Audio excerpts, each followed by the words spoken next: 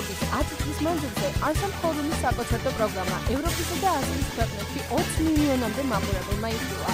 ხორუმის მიერ წარმოდგენილი ხალხური ცეკვები, ხანგრძლივი ოვაციები და გამორჩეული ქორეოგრაფია. 16 დეკემბერზე 18 საათზე ანსამბლი ხორუმის საკონცერტო პროგრამას ქალაქ ქუთაისის ლადო მესხიშვილის სახელობის თეატრი წარმოგვიდგენს. პროექტის მხარდამჭერები არიან